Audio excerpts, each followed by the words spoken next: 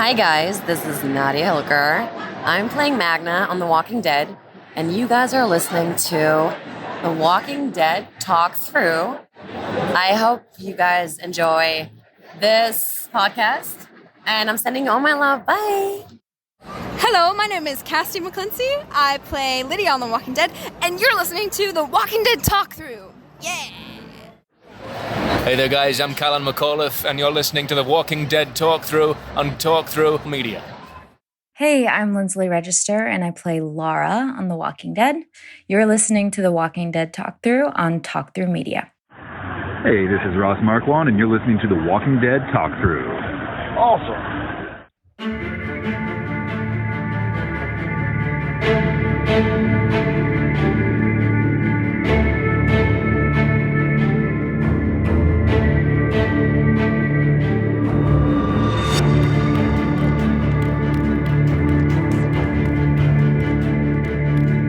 Hey survivors, welcome to episode 141 of The Walking Dead Talk Through. Or should I say Tales of The Walking Dead Talk Through.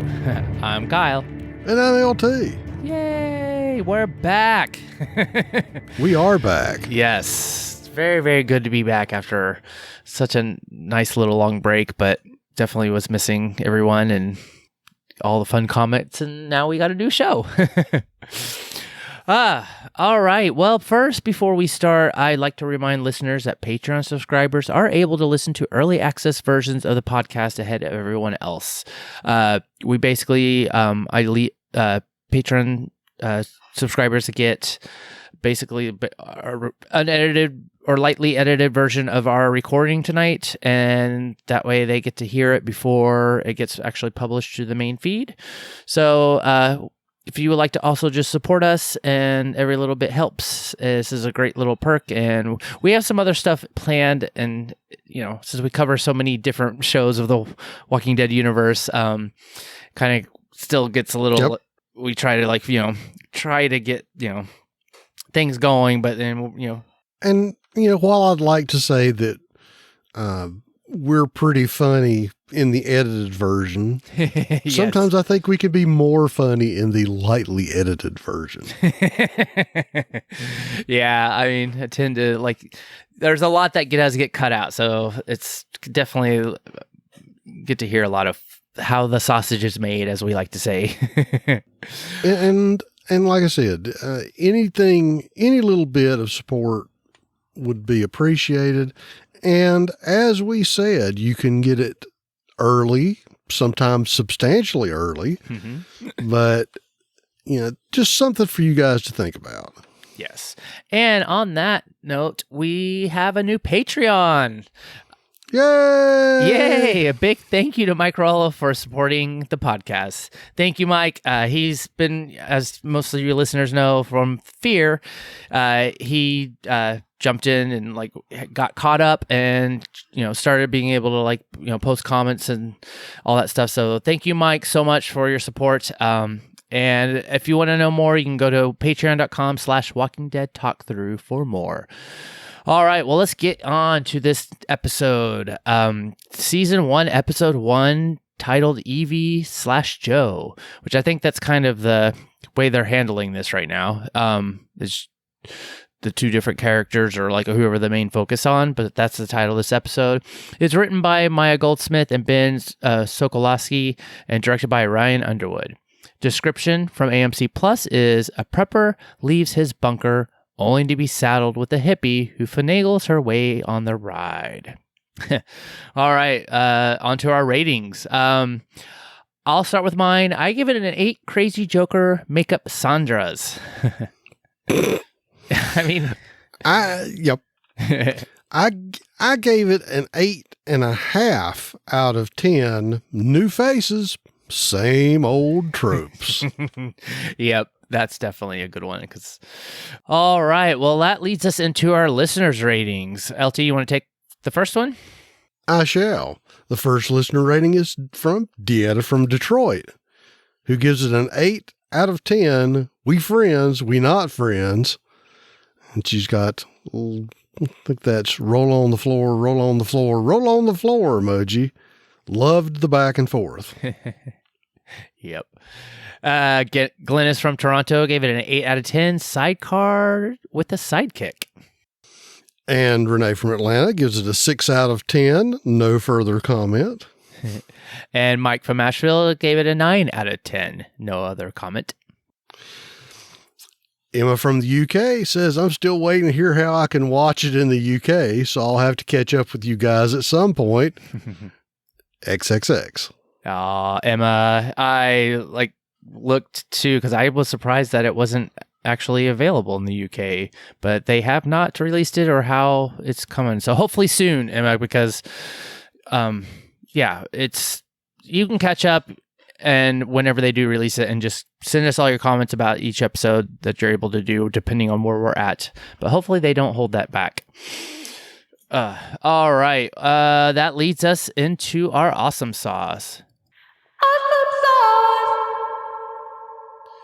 And we only got one from Glennis from Toronto, and she said the electric motorcycle and Skipper the Lamb. Skipper. Yeah. All right. Well, that leads us into our awesome sauce. So I don't know if you had anything to really add, if you wanted to go ahead. I kind of put a whole bunch of stuff in there because I don't know. There was just a lot. You did. Yeah.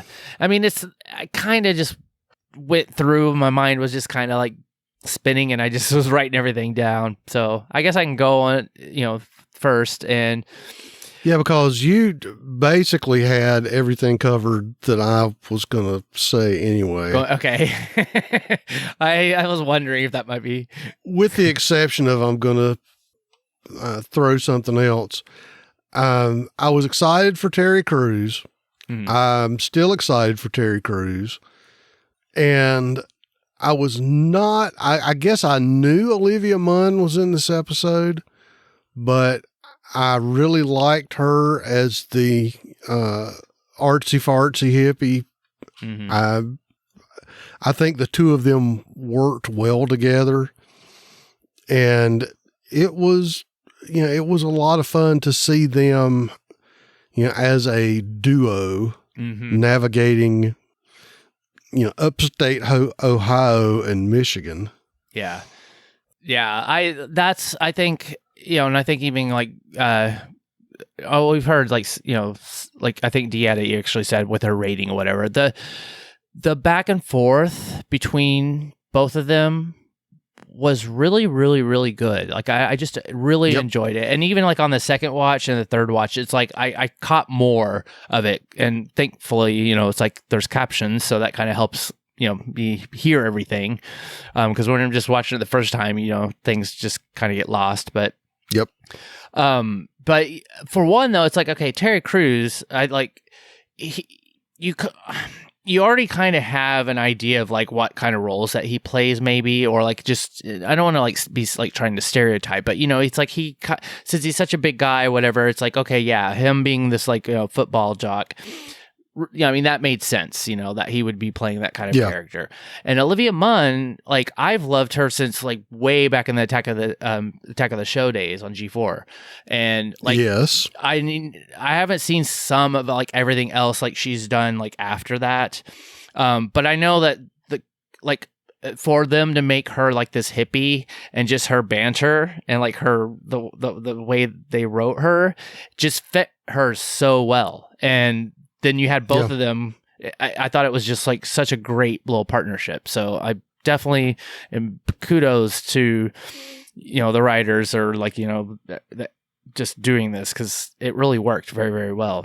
Yeah. I mean, individually, I liked both their characters, but you could tell that the two of them, kind of had that buddy team up chemistry, and it showed. So I was really happy, with that part of it. Yeah, and actually, I think Terry Crews said in that Talking Dead special that, he worked on a show with her before. So when he came on and he was paired up with her, he's like, oh no, it was so great to basically see her again after we had worked together, I don't know however many years ago. So it was like they kind of already had that kind of little connection anyways. And so getting them back together just kind of played off really well. So I forgot what the show was.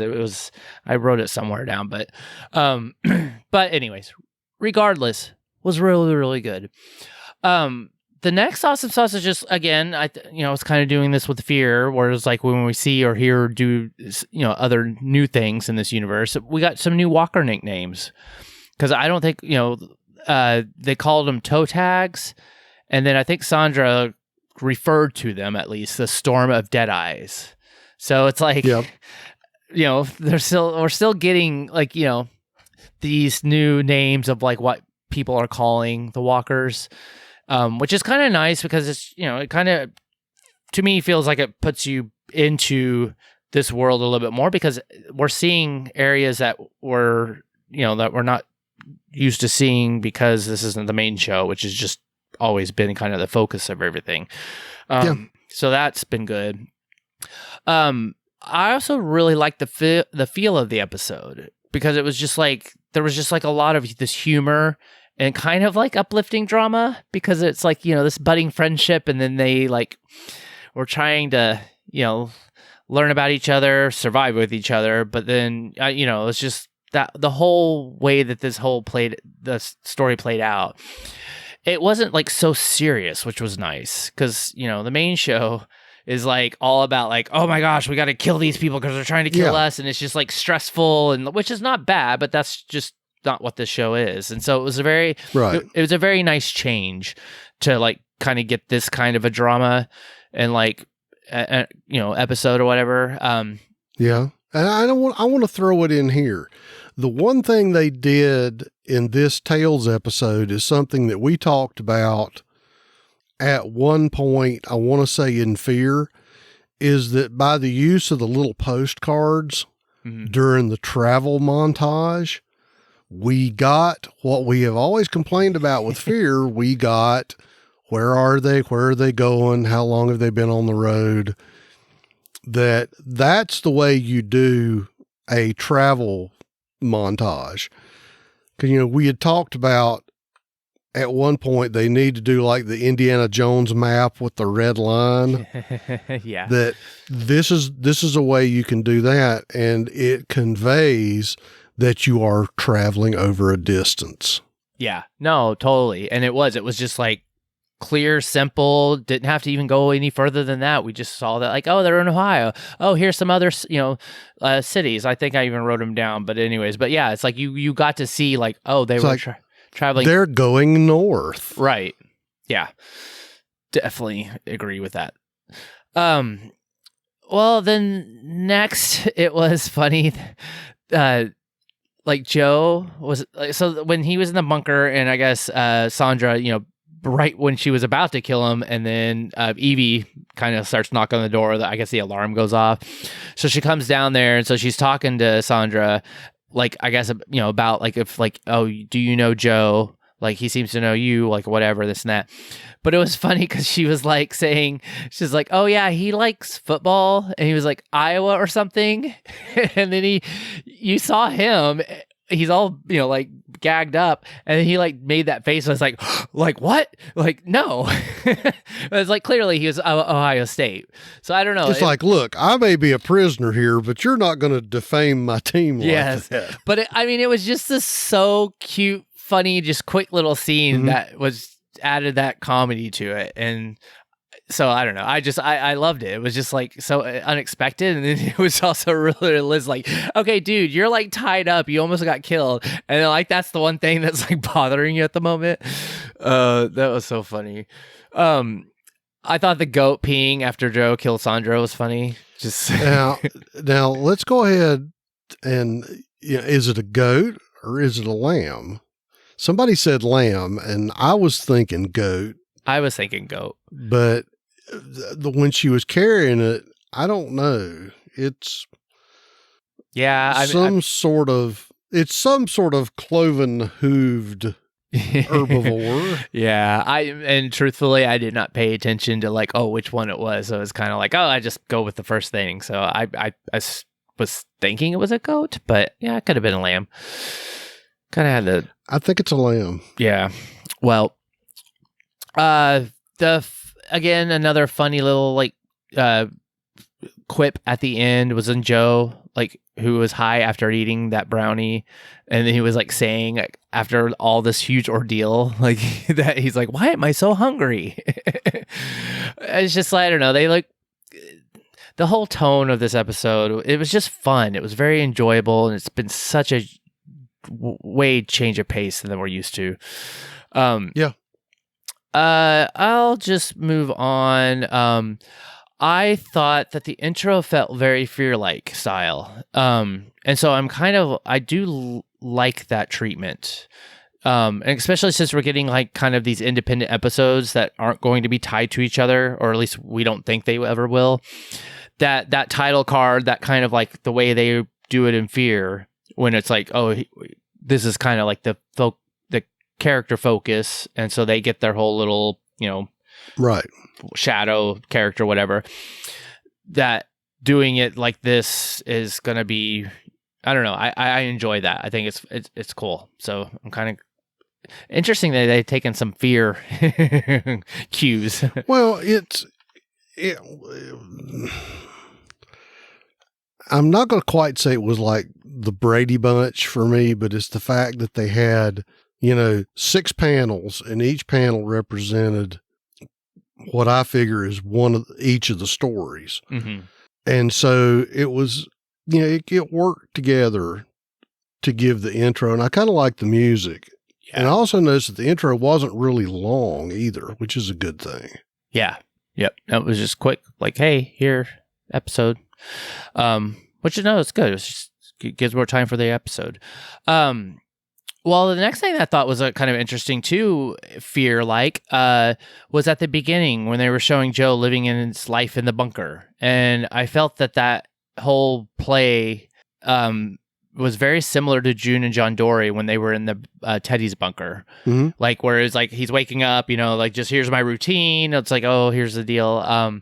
And they did pretty much the similar thing there. So I don't know, like, if like, I have to look, and of course this is when I probably should have looked into it, is like if the writers or the director, I'm sure they probably done some Fear stuff. Did they borrow from that to kind of play that off? I don't know.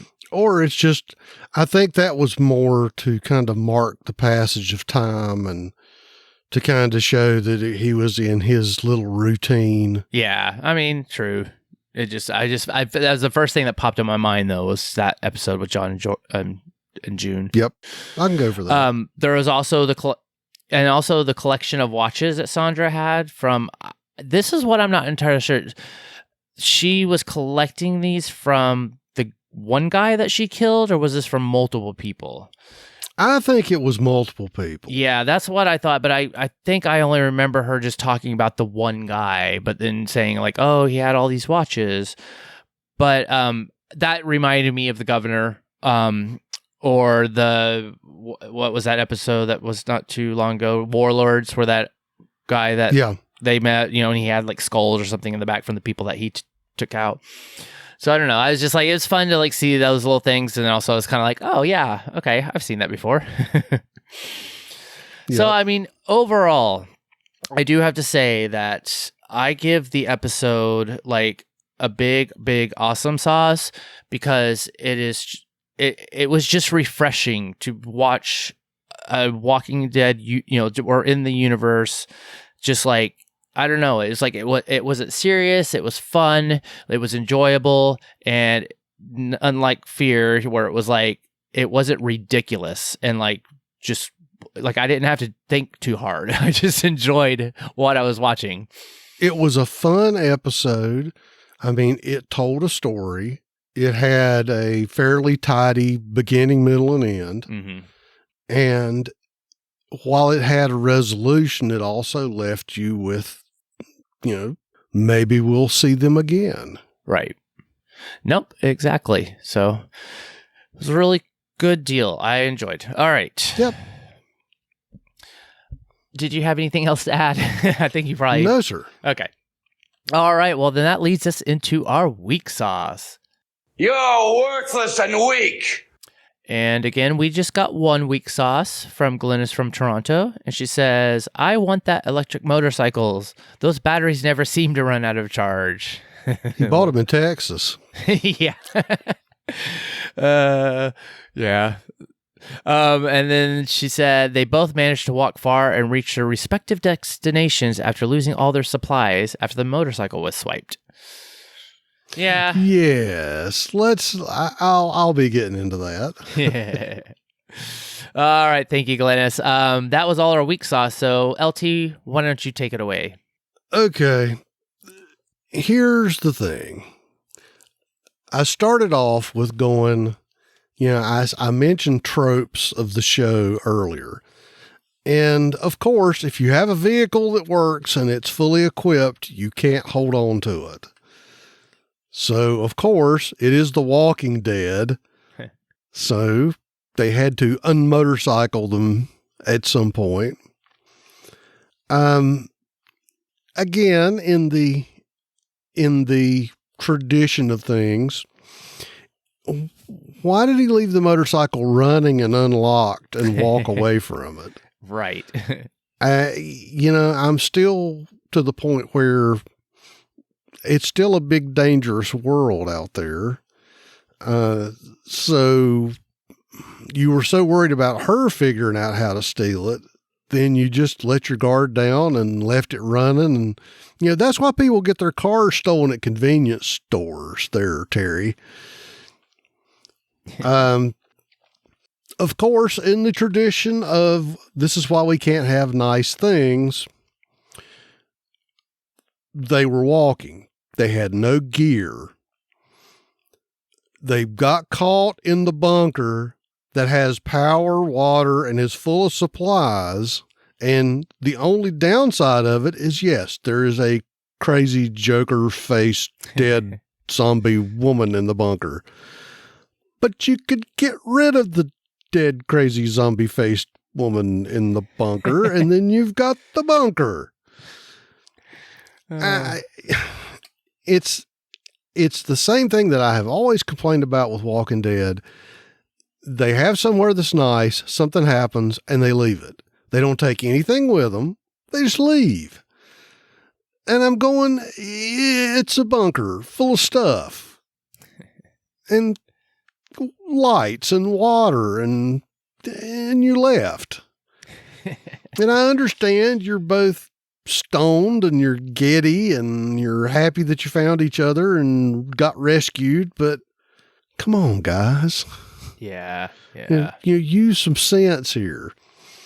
One of my other complaints was, okay, when they were camping at night, when the walkers walked up on them, they didn't set up any type of perimeter defense. You think with all that crap he had on the bike, he could have at least had some stakes and some, parachute cord, and at least put up a string around the motorcycle so that if a walker came walking up, they would walk into the string or something. Yeah. Because we've seen people that carried, like some hurricane fence or some barbed wire or something. Because you don't have to make a wall. It doesn't have to be impenetrable. It just has to be something so that if it stumbles into the camp in the middle of the night, it doesn't just eat you. Right. Yeah, I thought I heard bells ringing. So yeah, I don't know, just again, because they weren't showing us that, but it was I thought I was hearing okay, so maybe they have, because we've seen that before, a little warning system. But yeah, it's they didn't have anything else other than that, it's you guys can't just fall asleep and be completely exposed like that. You're going to die. So it was kind of weird that they didn't make we've seen it before. So. Yep. And my very last point is this is why you use the buddy system. When I was in the Army, you always talked about you didn't go anywhere by yourself. You always had your buddy. You know, your battle buddy went with you everywhere. Mm-hmm. You were never alone. There was always two of you. In Boy Scouts, for the 20-some years that I was a scout leader, I always told my guys, never go by yourself. Always have a buddy. Because if there's two of you, then if something happens to one of you, you're not by yourself. Mm-hmm. If there's two of you, that means you have twice as many eyes, twice as many ears. And I think that's part of the thing, that you need a buddy. That's why Sandra went crazy, because she was by herself. Yep.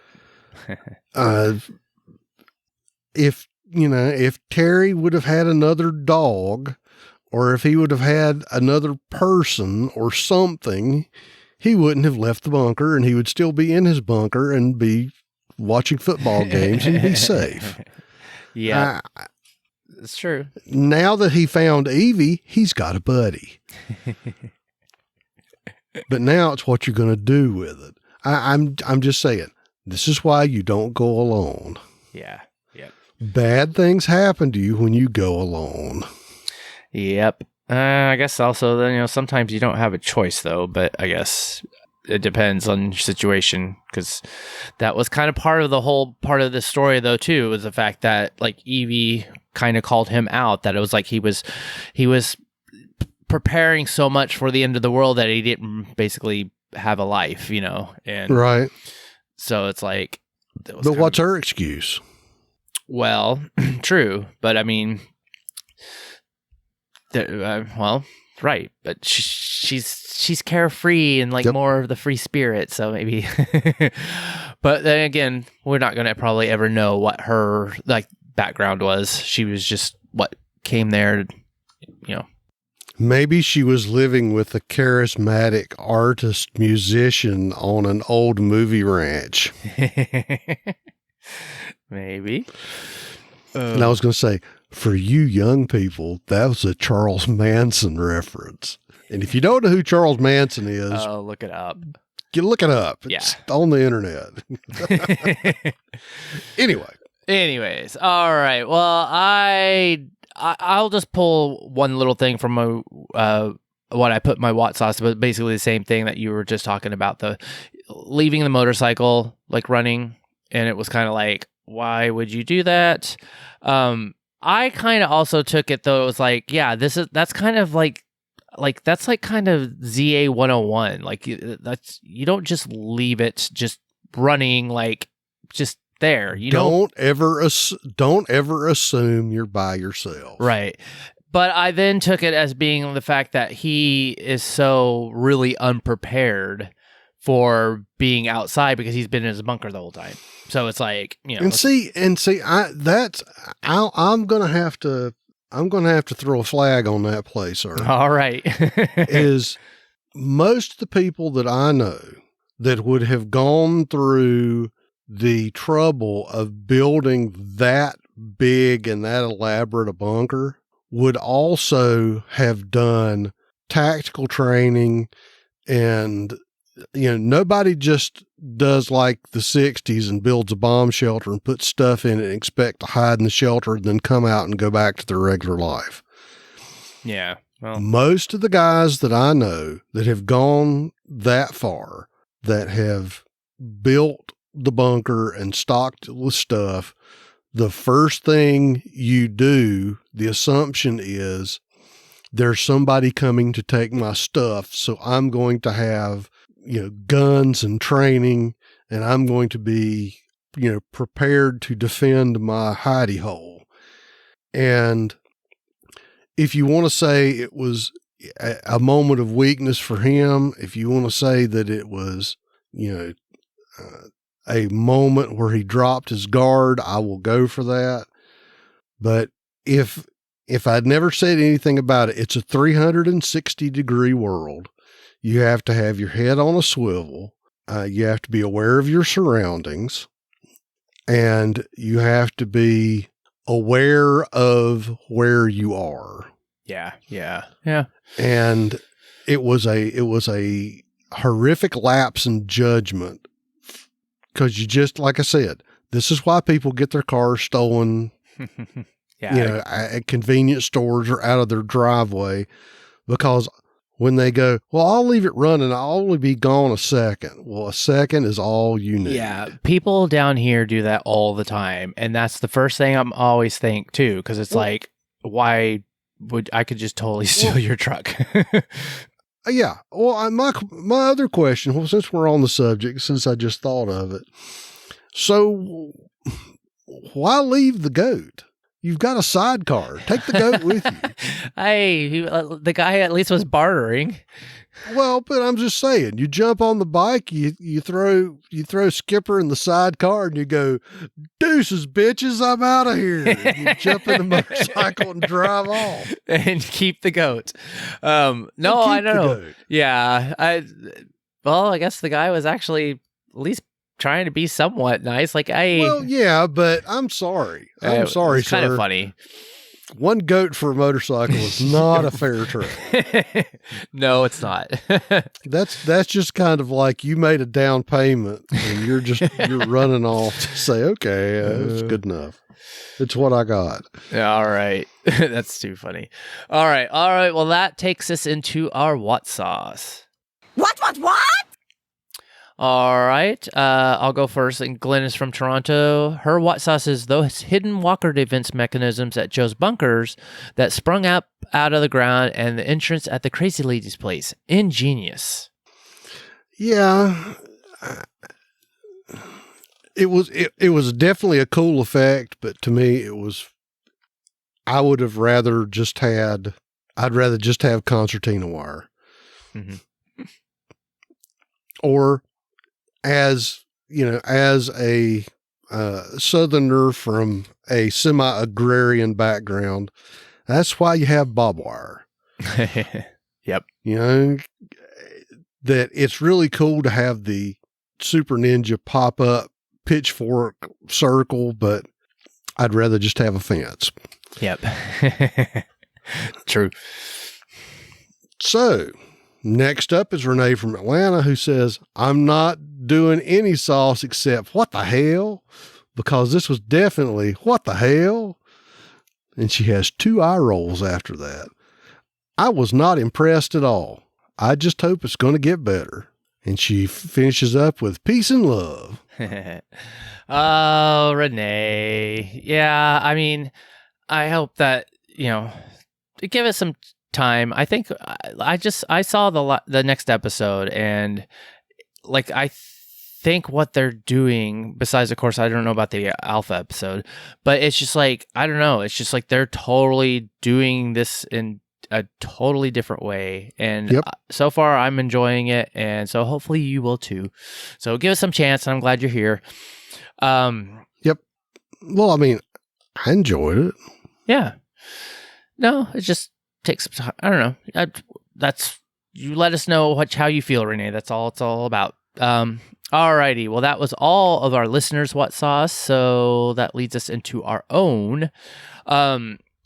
I'll go into mine, since I don't see you have any, but, I kind of was like jumping off of what Glennis was saying.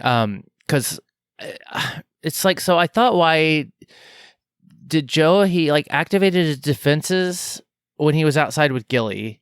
But I felt like he was basically right next to his front door, or his little door opening or whatever. He wasn't that far away. So I just felt like he could have just grabbed the dog and ran inside, and then that would have been, the walkers are not fast, and maybe he wasn't done. Maybe he wasn't done pooping. Well, regardless, fine. You can still grab that dog and bring it inside. Because what was the obvious thing that was going to happen was oh yeah, the dog's going to jump at a walker and then get bit. It was okay. Anyways, I was just okay. Yeah. Whatever. it was what it was. And then also into my next point though too, is just he never tried to take that gun away from Evie, and he had so many chances to do it. Mhm. Like, I mean, he's a big dude. Like, he could have overpowered her so many times. And I get it's part of the story that they were playing or whatever. So it was like, you know, he was lonely, or like he, you know, was kind of like, okay, but, you know, I'm actually talking to somebody in person, or like whatever, you know, after it was like a year and a month. So I get that part, but it was kind of like, I think she was like, actually, like, I think when he went to go pee, or she was locking him back up, or maybe it's unlocking him, but it was like he literally could have just grabbed the gun, you know, like, Oh yeah. it was so obvious. It's like, you could have just grabbed that, and like she would have not had any chance to even pull the trigger. But anyways, you know, Well, you know, you could say, well, he's a nice guy and he wouldn't hit a girl. well, that's And I'm kind of- going, this is the apocalypse, and she's holding a gun on you, and you don't know if she's going to turn out to be, you know, batshit crazy and, you know, shoot you in the back of the grape. Like Sandra. And you're right. He had plenty of, I mean, he definitely had the size advantage. You know, he could have at least snatched it away from her, or rassled her for it or something. Yeah. Yeah. It was just, that was part of the story. So, I mean, but it was kind of like, wait. Like, you literally can just grab it. And then the other Watt sauce, and that actually came to the end, because obviously it's like, here they are. They all basically are like going off into the great unknown together with this goat. Mhm. And I was just like, I mean, I guess you can let a goat graze. Yes, they can pretty much eat anything. But I also was like, okay, well, but how are you feeding it? You know, it's like, it's one of those things where it's like, you're trying to survive. You have no, like in the ZA, and you have no, like, it's kind of one of those things like with the main show, it's like having babies in the apocalypse is kind of, unless you're in like the Commonwealth, or like you have walls or whatever, it's like not that's the best. apples. I'm sorry, Mr. McAdams, but your knowledge of husbandry is down, sir. There's a big freaking difference between, you know, farm animals and humans. That yes, baby humans are helpless and indefensible and have to be fed and cared for. You know, all she has to do with the goat is just put it on a leash and, you know, let it walk around a little bit, and it'll eat. They'll be, because I mean, there's still kudzu and bushes and weeds and bark, but and I think more my point though, is just like, you're keeping something though that you're still like trying to take care of, that like is going to leave you vulnerable, because you're feeding this goat and you're trying to take care. She wants to take care of it. She says, oh, it's got feelings, like, you know, whatever. So she's treating it like a pet. And I was just taking more of like, that's one less thing you need to be worrying about, is your goat's going to die at some point, or you're going to have to kill it to eat it. And I'm going to say it's MREs on the hoof. All right. Well, I wanted to put it out there. So, Okay. I understand, but I'm just saying, to me, it would be harder for like a dog. You know, but grazing animals, if you had like a horse or something like that, you can find enough grass and enough other stuff that it could just be free range and eat whatever grows around it. Yeah. Well, yeah, no, I get that. I gotta eliminate my silence here and come out of my silence.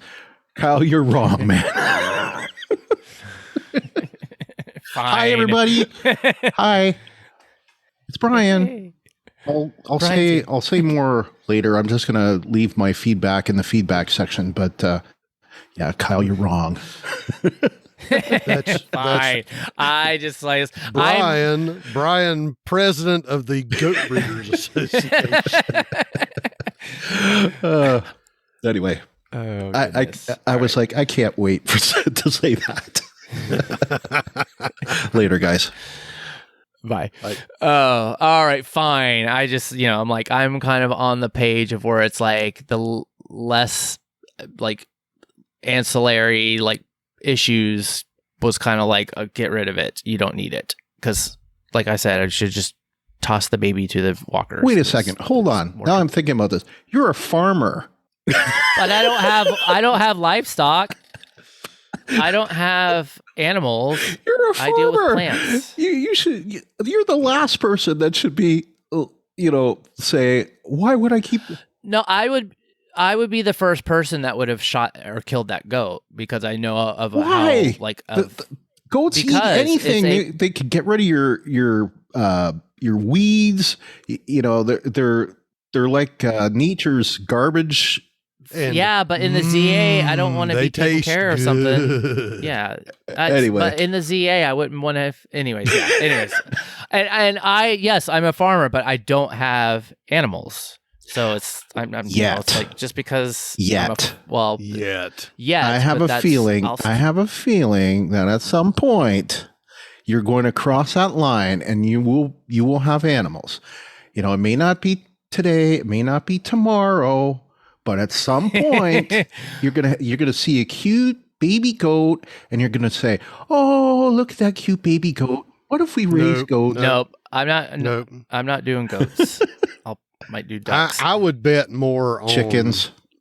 Chickens. Yeah, actually, ducks. I just used the goats because, of course, it was part of the.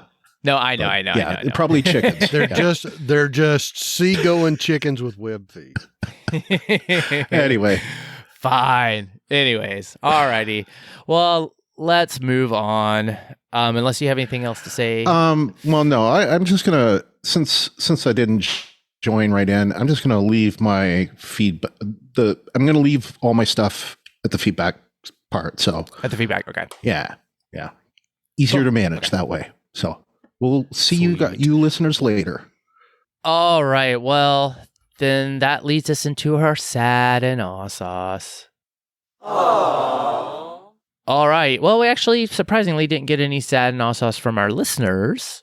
So that gets into ours, which really is just the obvious one is Gilly. Poor Gilly. It's always sad to see someone lose someone they love. So the dog dying, it was just like, but I mean, that was a catalyst for him actually being kind of forced to leave. Mm-hmm. So it just still sad to see. Yep. All right. And I don't have any sad sauce. I have one last comment and I'm going to hold on to it. Okay.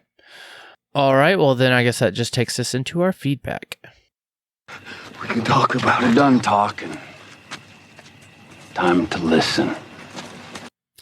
All right. Well, we have a voicemail from the one and only Renee. So I will go ahead and play that. Hi, guys. This is Renee from Fairburn. I'm so happy to be back with you guys. I really missed you guys last season. I did not go back and watch Fear because the reviews were horrible, not just from you guys, but from everyone. So I was like, it's, just a waste of time. I'll just catch up with them when Tales of the Walking Dead comes on. And I was not happy with that at all. This episode was not good to me. It was boring. The plot was boring. Ted Cruz, and I think her name is Evie, Olivia Munn, which I really like her as an actress. And I like Terry Crews as an actor. I just didn't like this episode. And hopefully it will be like the kids show that was on last year. It started out boring and like, what the heck? And eventually it got better and better. So I'm hoping that it will, get better. And, it can tie me over until October the 2nd. But the good thing is, House of Dragons come on next week, and then the following week, C will be back on. So I will have a couple of episodes that will hold me over until, and I think Handmaid's Tale comes back on in September as well. So I have some shows to hold me over until October. And October, when I say October, man, is bittersweet for me because I cannot believe that we're down to like the last episodes of The Walking Dead. My goddaughter, she moved into, she started college on yesterday. So we went and moved her into her apartment and help her get decorated. And I was saying, I have to leave, guys, because Tales of the Walking Dead comes on tonight and I have to be at home. I have to get myself ready or whatever. And her boyfriend was like, are you serious? That show has been on since I was a little kid. That show still comes on. Are you for real? I mean, you're still watching that? And I'm like, actually it's getting ready to come to an end. So do not make fun of it. So yeah, it's really bittersweet. I cannot believe it's coming to an end, but technically it's not, because Rick and Michonne is coming out with a couple of episodes. Well, more than a couple. So I'm happy about that. And I'm glad it's not going to be at the movies. And I'm glad that they're going to, their story, I feel like it needs some ending. It needs some closure.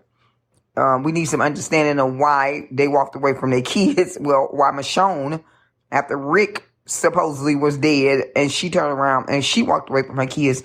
We need some understanding about that. But yeah, that I'm looking forward to.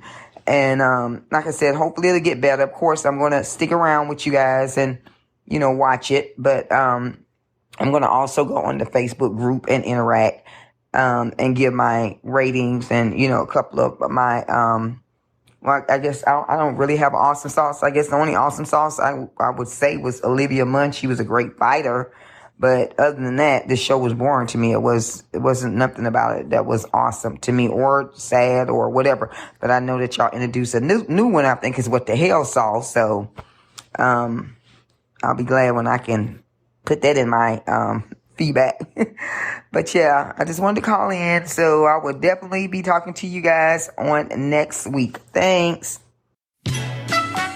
Thank you, Renee, as always, for your voicemail. Yay! Yay! Yeah, I just give it some time, a chance. It's like it was the first, episode. Obviously, they have, we have 6 more or 5 more. But yeah, I think one of the things that I am kind of enjoying after seeing this first episode, though, was the fact that it's like we're still getting our Walking Dead world, our universe, but I feel like, though, that they're now actually doing it in a way where it's like, I mean, people have kind of referred to it as being like as the webisodes, when we used to get those, that it's like, we don't know if any of these will actually start crossing over or if they're, spin-off or like whatnot, but it's just still, it's like fun to see something new and different that does not have a connection with the main show or Fear. Yeah, because it's a big world out there. Yeah, and it's like, we have the spinoffs. So, like Daryl's going over to Europe, basically. So it's kind of like, oh, that can open up a huge like new thing, or whole new main show. So yeah, it's like I totally hear you, but I hope you definitely just look forward to keep sending in the comments. The oh hell no sauce, that was strictly for Fear, so it wasn't in this in the doc or whatever, and I'm not sure if we'll bring it back, but you can always still tag it as that if you want to. That was kind of more of for Fear because Fear was so ridiculous. Yeah, because sometimes just what isn't enough. Yeah. Oh, all right. Well, again, thank you, Renee. All right. Well, then that takes us into the next one. You would take that? Yep. So next bunch of feedback is Deanna from Detroit. She says, I enjoyed the comedic banter between Joe and Evie. A little lighthearted humor in the apocalypse. I really enjoyed it. Only got to watch it once, but it was pretty good. Only thing I thought was dumb was them leaving a perfectly good bunker that, from the looks of it, had a very good supply of food and other necessities to survive an apocalypse. Heck, it even had edibles for your enjoyment. She's got winky face, like a laughing face, and I think that's a roll on the floor. Damn it. That was my one good thing. So, all right. And she goes on to say, why didn't they drag old girl's butt out of there and dump her outside and keep the place for themselves?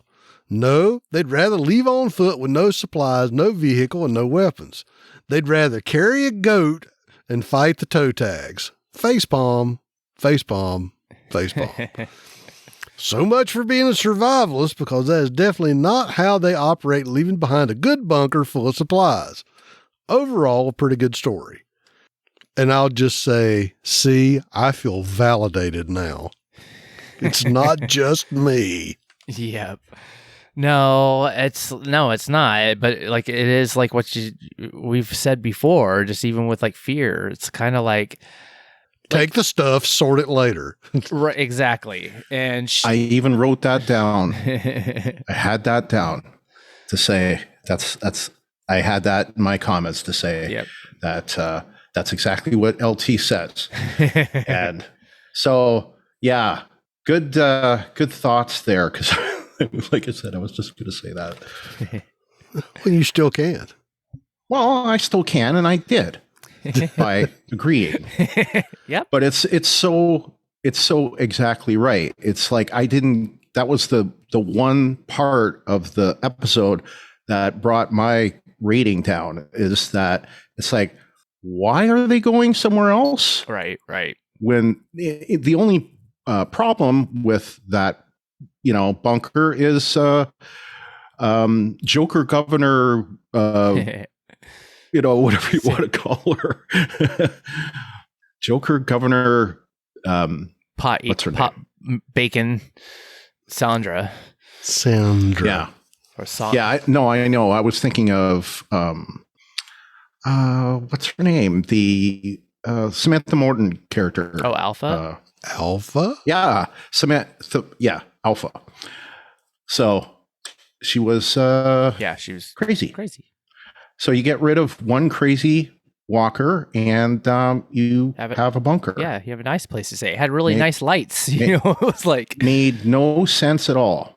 No sense. Especially, two people that would be able to appreciate that, especially Joe. And made no sense. Yep. Agreed. They just have to go back to Ohio because they hate Michigan. That's what it is. That's what it is.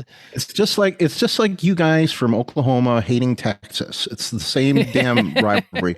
It's Michigan, Ohio State. Yeah. I grew up with that rivalry, all my life, hearing it on the news all the time. It's the same damn thing. Yep. Yep. No. That game every year. So guess what? I don't care.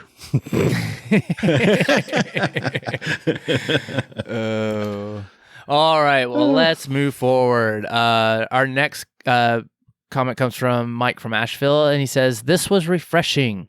I love the lighter mood and humor. The dog was a dark moment, but overall it was a fun episode. Terry Crews has always been a decent actor.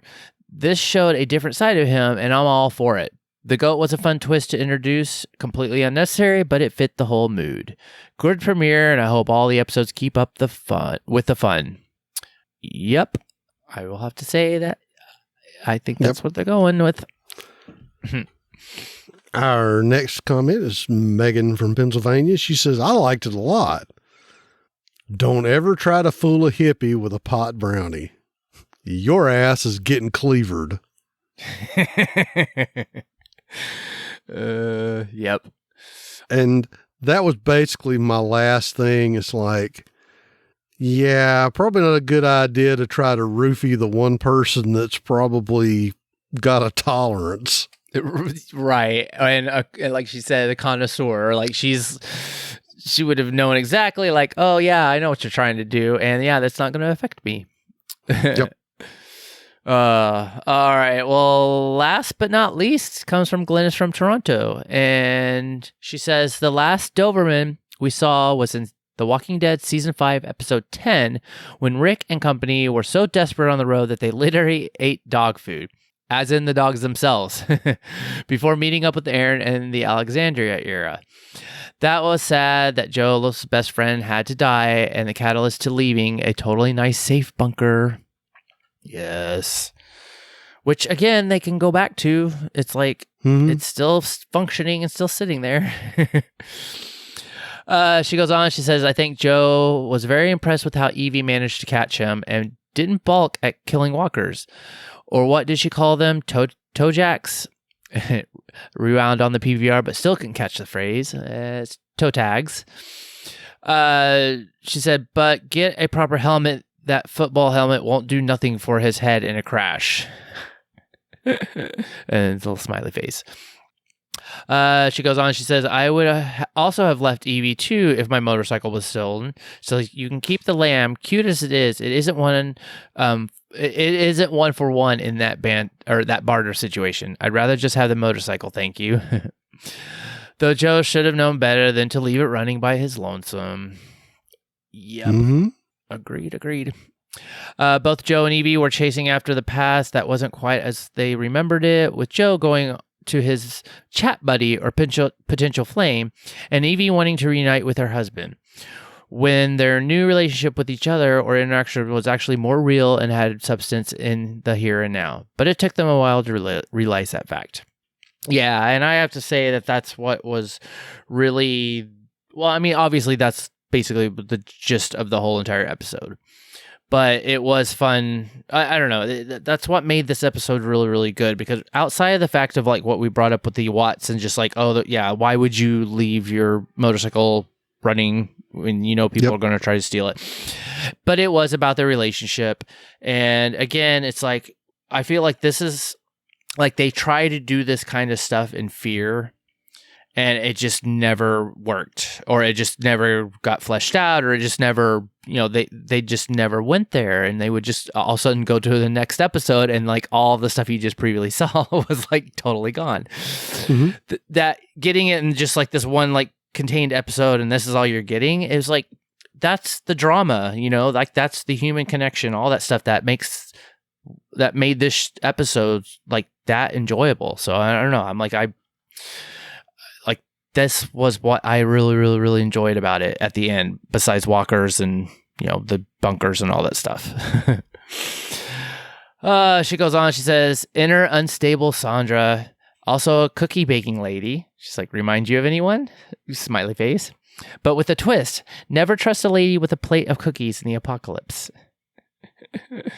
So Sandra has stopped seeing the good in people a long time ago, and instead of using the app TikTok, she collected TikToks watches as mementos of the poor guy's time with her. If they were good or had bad intentions, that didn't matter to her. If Evie was like that, she would have killed Joe and taken the bike and not let him live. True. The fight Evie had with Sandra was pure ninja, and the hatchet, or is that an axe, killed by Joe was classic. That was a cleaver. Yeah.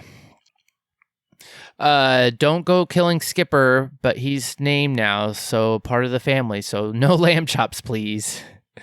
And nope. She says, I really enjoyed the episode. There were good acting from both Terry Crews and Olivia Munn, and the crazy lady, Kirsty Bryan, playing Sandra. Nice to have the Walking Dead universe back on Sundays. And I will agree. Yes, I will agree too. It was just after what we went through with Fear, and then having the nice little break that we did, it was just nice to come back to this. And that's what I'm saying. Even if this episode would have been less cool, it's still better than, I don't know, 80% of what we saw in Fear. So. Yeah. It was just good. And I think, again, I'll have to say, though, it's like, we talked about this on the last episode when we were doing our little kind of like news and info. It's like just the cast alone that they have for these episodes. Like, that's also kind of adds this whole new like fun element, or just, I don't know. It's just like, it's kind of like the guest starring role, it's all like, oh, it's like the Tonight Show, and like, oh, who's on? It's like, oh, it's Terry Crews and Olivia Munn, boom, it's like, to me, I'm loving this, like, like what they're doing. It's just like these one-offs, here's our little guest stars, it's like, I guess it's like Law and Order, because everybody's on Law and Order at some point, so.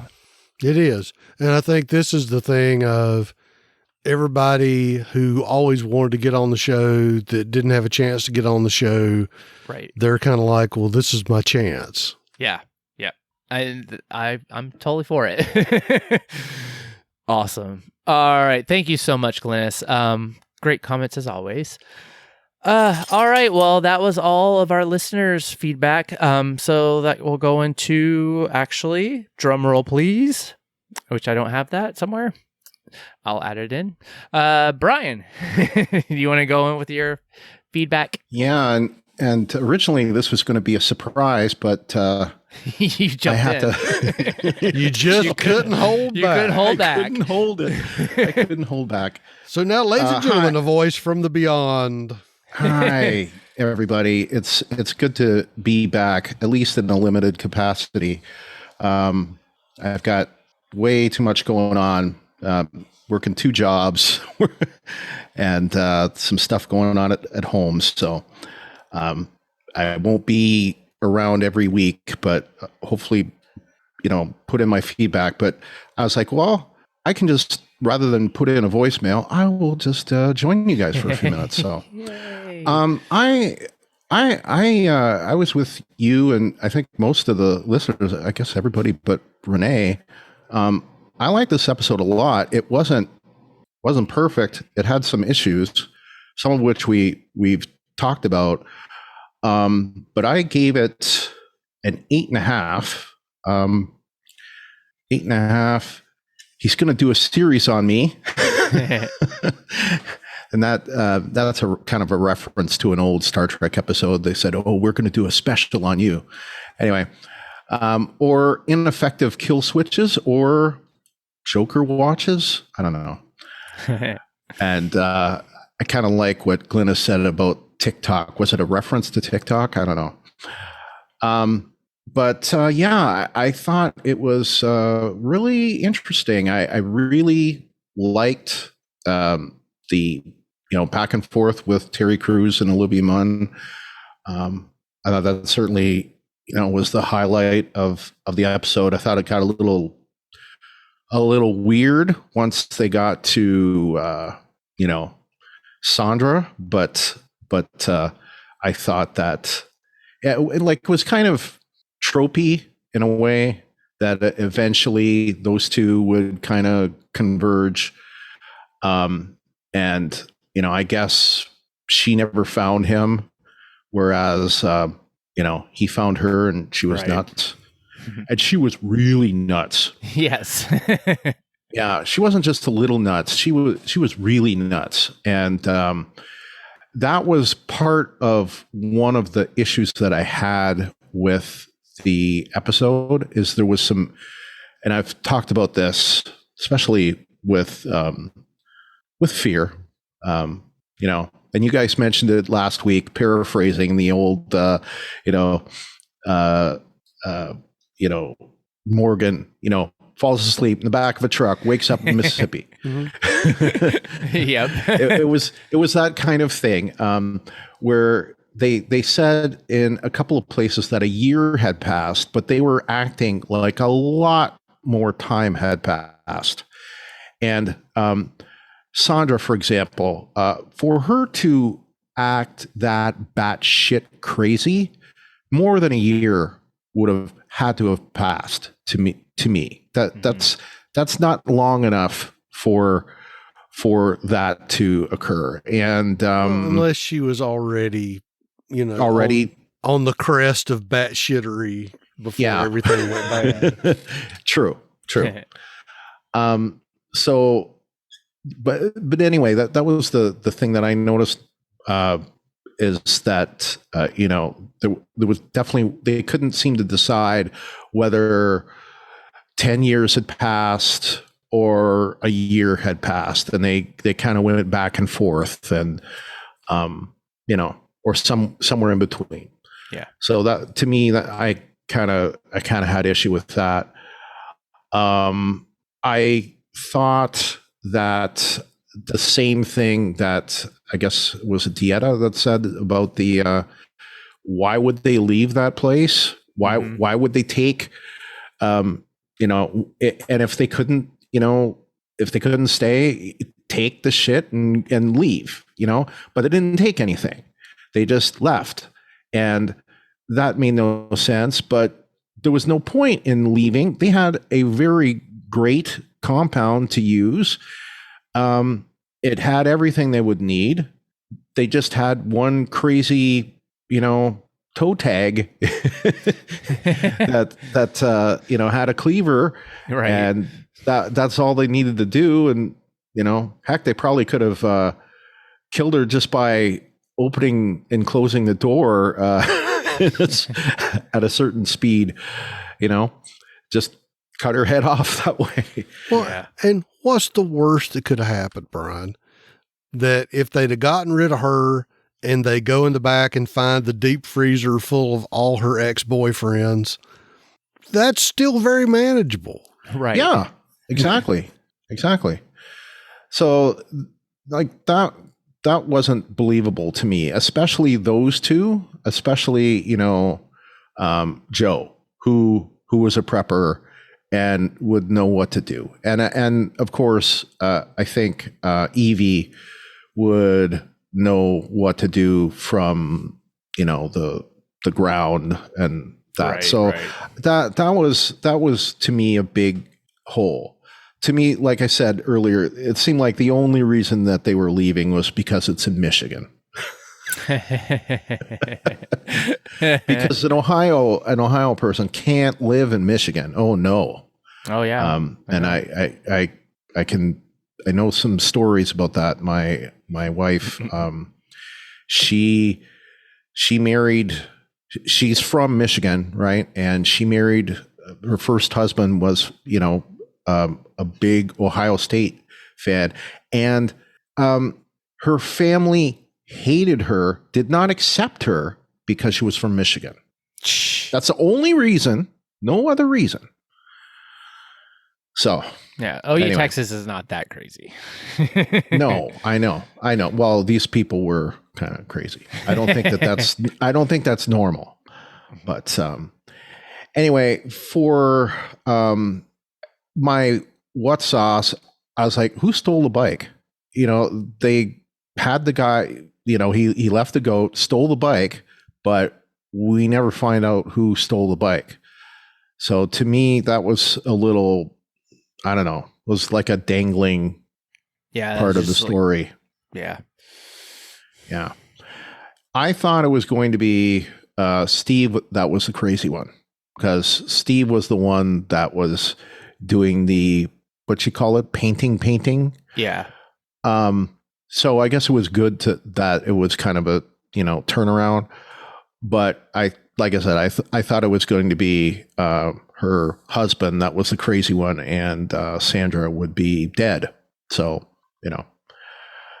and speaking of crazy Sandra, the first thing that she says to Joe was, oh, me? Oh, I'm sweaty and gross. The elliptical, went to the elliptical and squats. It's like, why would you say that? It's leg day. This is the apocalypse. Everyone is sweaty and gross. Yeah, but it's leg day. It's leg day? Okay. She was working out. Yeah, she was working out. I guess that's just... It's the same thing with Joe, and he was working out. It's she's got to do her circuits. Well, it's leg day today, and it's arm day tomorrow. Right, and she's still living in a world of her own making that has the convenience that she can take a shower and then do workout and be normal. Okay, so I guess that's kind of, with her craziness. Well, besides her craziness, is that since she's been in the bunker and since she hasn't had to deal with the normal day-to-day life in the apocalypse, then she's still, doing the things that she might have done before, clean up people. No, I was going to say, do, laundry days on Tuesday, and I've got my workout schedule, and then you watch taking people's watches on Wednesdays, watch a rom-com, killing them on Thursdays, listening to music. I suppose so. Yeah. I mean, she probably had a routine just like Joe did. So it's just, but not. I guess so. Not a regular routine. That's all I'll say. As far as the sad sauce, obviously, Gilly, you said it. Yeah. Kyle, I would agree. I felt bad. I really like that dog. You know, I like I should say for Awesome Sauce, I really like the cold open in this episode. I thought it was good. So I'll say that. And so sad to see him go. You were saying that you thought that it was odd for him to put the rake defenses up, and I thought that was pretty cool for him to do that. So I didn't have a problem with it. I just wish that it ended up better. Aside from that, I only got to watch the episode once, so I don't have too much more to say other than I saw the cold open from the beginning of the next episode, and it does look really good. Yep. So yeah, I actually can't wait to watch the rest of it. So awesome. And that's I'm gonna get off here.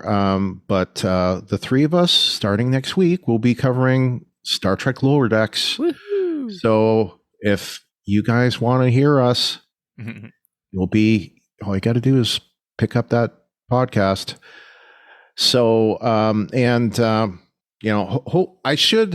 will try to leave feedback for this show every week. I can't say for sure that I'll be able to, but I do plan on being on for the last 8, because that's going to be, if I miss that, I will not forgive myself. So, and besides, Star Trek will be done by then, so we won't.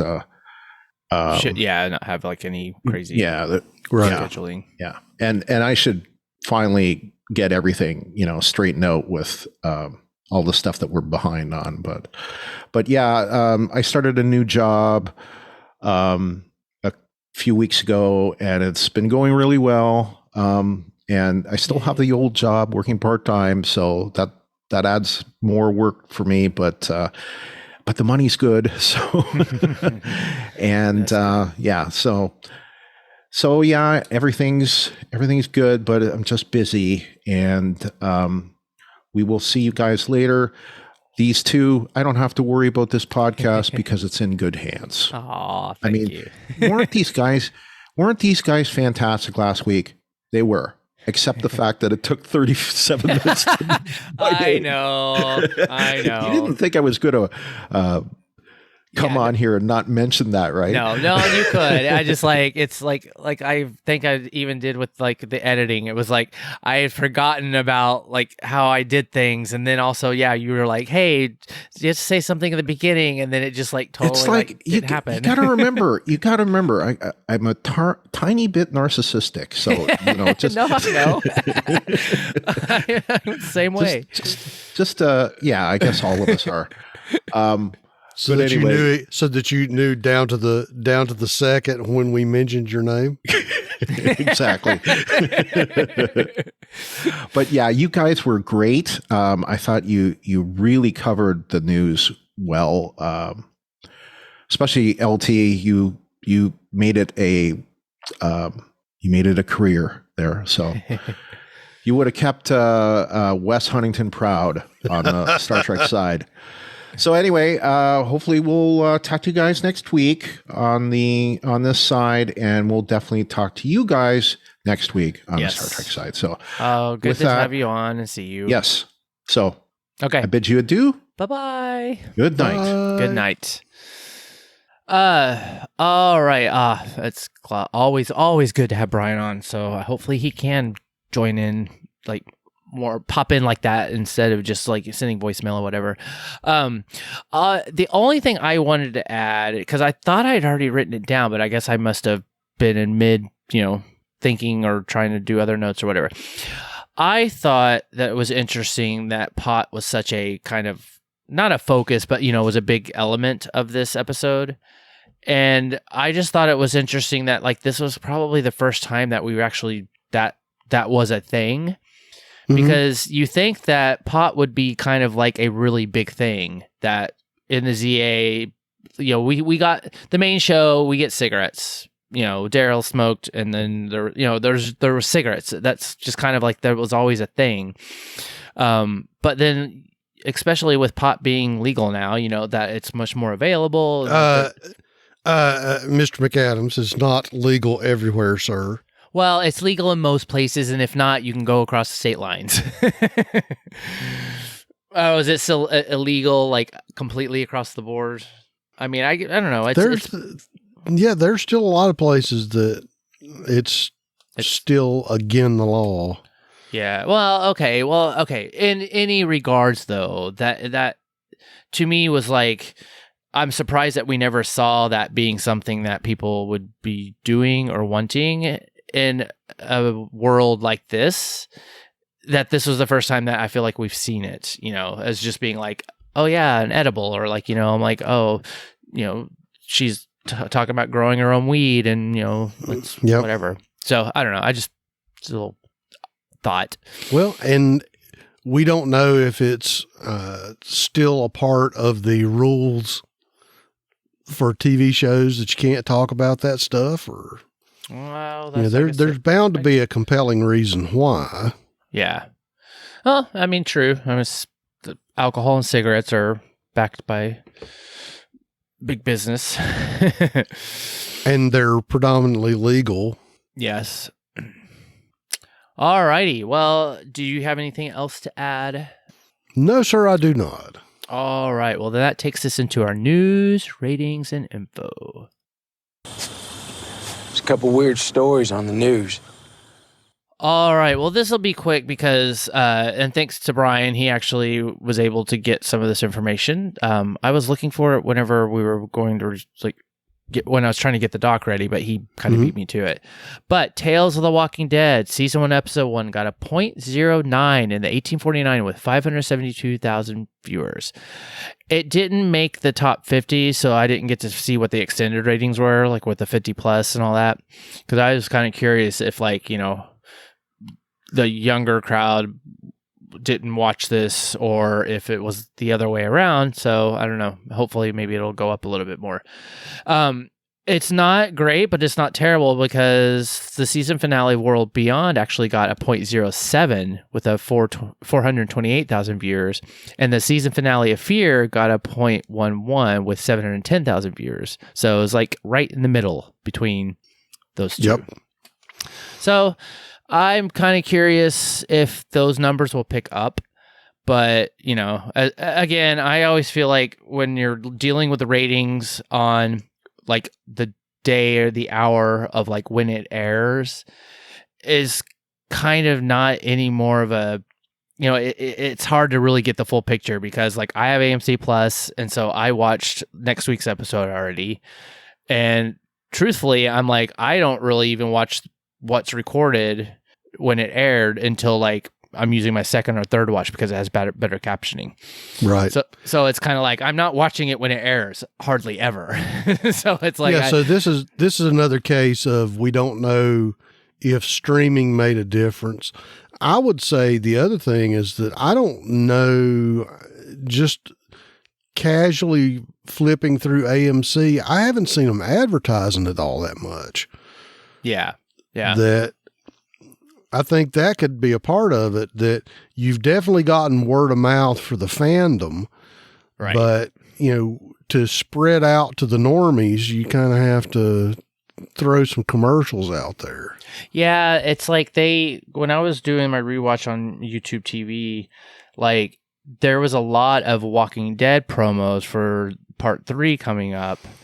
Oh yeah, they're pimping the crap out of the main show. But it was like, but it was like during the episode of Tales, then like all of the Walking Dead stuff was just like in every single like break. But it's like, but Tales of the Walking Dead, I'm like, I just knew about it obviously because, you know, I'm a fan, but it's not like I've never seen an episode on TV or like a you know, the commercial. I know they did a lot. I've seen a lot on Twitter, so I don't know if like, if that just pops up because of who I'm following and stuff like that. But I did notice that before it aired. Probably.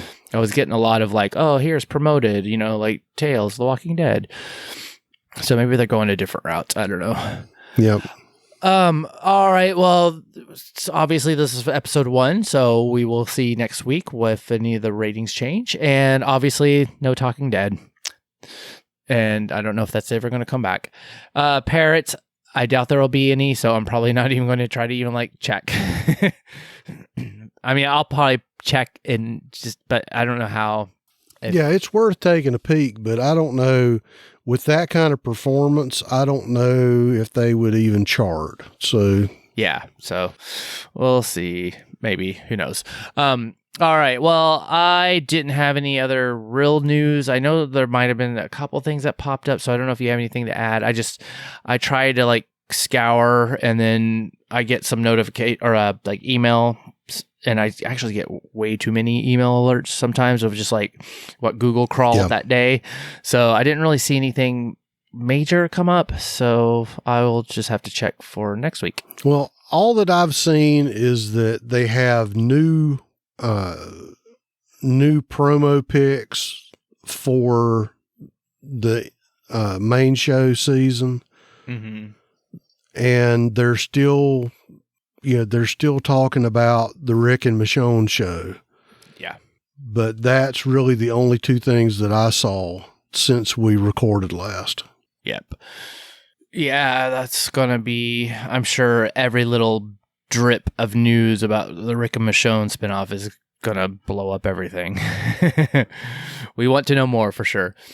All right. Well, yes, next week, maybe we'll have some more to add to this. All right. Well, do you want to tell people how to interact with us? I shall. We want to encourage you to follow us on Twitter and Instagram. That's at Walking Dead TTM. To submit your theories and feedback, most people post in our designated episode thread in our Facebook group, facebook.com/groups/WalkingDeadTTM. You can send us email. That's walkingdead@talkthroughmedia.com. You can also use our feedback form on the webpage. That's at talkthroughmedia.com/feedback. If you'd like to leave us voicemail, remember you can call 216-232-6146. And all of our new episodes are on YouTube. Just search for Talk Through Media and remember to subscribe and click that bell to get notified when we have new videos. Those videos go out first before the podcast does. And to support us, like and review the Talk Through Media Facebook page. You can find that at facebook.com/talkthroughmedia. And as always, the best way you can support us is in our Patreon. You can find that at patreon.com/walkingdeadtalkthrough. And we would like to thank our Patreon supporters, Mike Rollo, Scott Kerr, Renee Murray, Dieta Patterson, that guy over there, Lawrence Todd. Hello. And this guy, me, Kyle McAdams. Remember that Mike, Scott, Dieta, and Renee will be getting an early episode of a version of the episode this week. You can subscribe to us in Apple Podcasts or your podcast client of choice. And while you're there, give us a rating or review. You can also leave us a review at podchaser.com. There you can actually rate individual episodes or the whole podcast. And as always, remember to share our posts on Facebook and Twitter when we post them, or tell a friend. Word of mouth is the best way to get us new listeners. All right, well, next is where we obviously talk about what else is going on in the network. And as Brian had alluded to, Star Trek Lower Decks Season 3 is coming up soon. I think it's a week from this Thursday. Next week. Yes.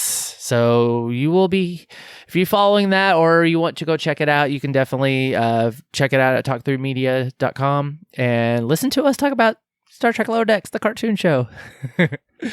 It'll be us again. Yes. With Brian. He's going to be there. All right, well, let's go. Okay, so the next episode of Tales of the Walking Dead, Season 1, Episode 2, is titled Blair/Gina. Written by Carrie Drake and directed by Michael E. Satrazemis. Description from AMC Plus is Blair and Gina, hostile co-workers, try to escape the city and each other at the apocalypse start. And I have to say, I've seen this, and I really am very curious of what our listeners have to say, because it's just, I'll just leave it at that. It was like not what I was expecting whatsoever, but I enjoyed it. Okay.